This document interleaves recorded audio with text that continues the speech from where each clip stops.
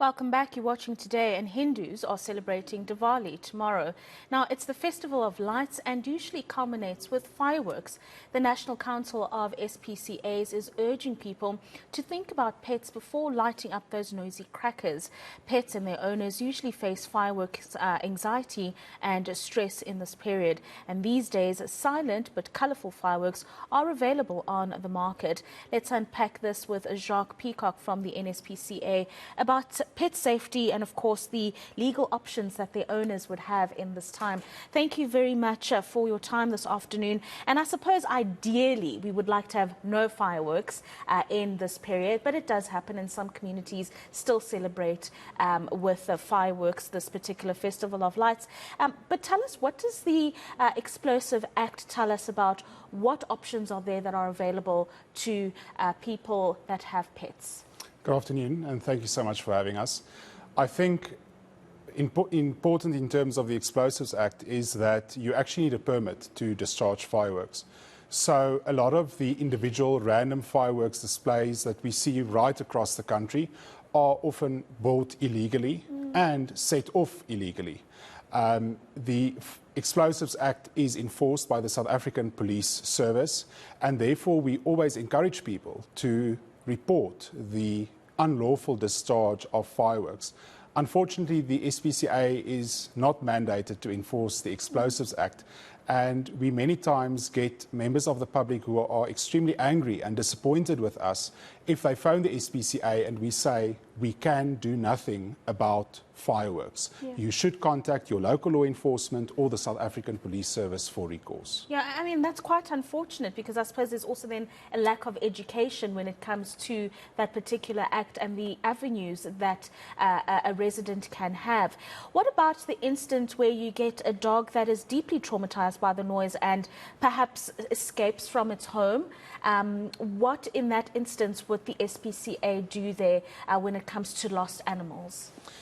I think the understanding that we need to instill is we are expecting the fireworks. Yeah. Every year we aren't able to take it away, but each person is responsible for their pet or any animal in their control, in their care, or under their ownership.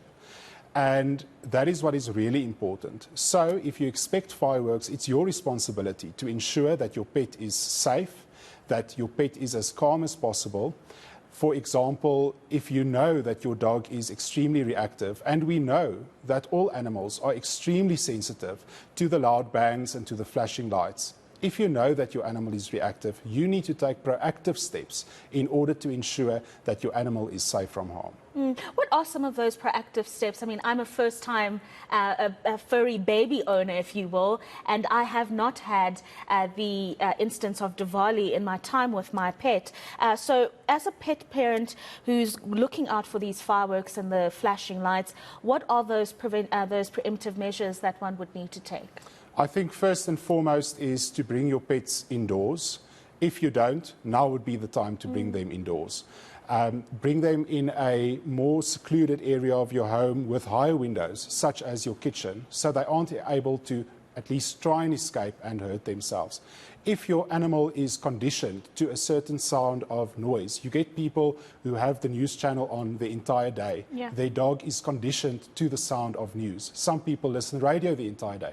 Put the sound on to try and calm the dog down in a place of comfortability.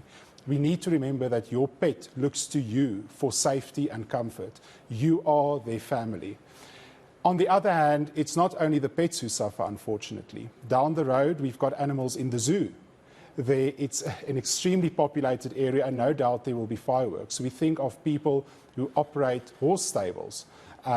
Not far from here, also in quite suburban areas, and those animals suffer too. So it's all about awareness, and I think if you can take proactive steps to prevent your animal from suffering and to prevent harm, that would be first prize. If you know that your animal is extremely reactive, speak to your veterinarian to see if there isn't any medication that you'll be able to give your animal to calm them down even further. And then, according to the NSPCA, in terms of trends that you've seen, have you found that there is an influx of animals that do get lost and you find yourselves with buildings or premises that are filled with lost animals that are sometimes never found? We have our token events, so Guy Fawkes, Diwali, New Year's Eve. And obviously the amount of stray animals increases dramatically. Yeah. Unfortunately, with that as well, the amount of injured stray animals also increased dramatically. I mean, you see the extremely distressing scenes of animals that have tried to escape through palisades that injure themselves severely.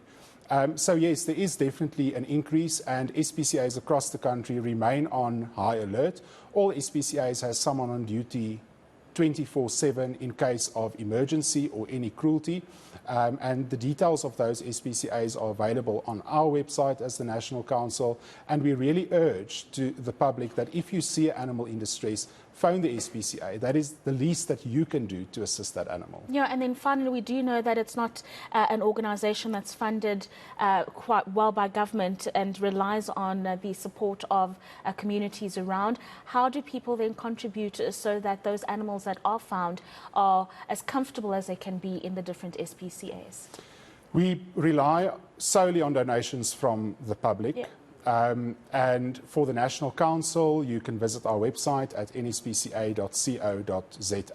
For your local SPCA, most of them have Facebook pages, Instagram pages. Some of them have websites with information, but it's so easy. All the contact information is on our website. Pick up your phone, give a call, chat to us, and find out how you can help. Yeah, thank you very much for your time this afternoon. And that is some of the ways and the legal avenues that you can approach when it comes to protecting yourself, but also your fur baby during these big celebrations like Diwali coming up this time around.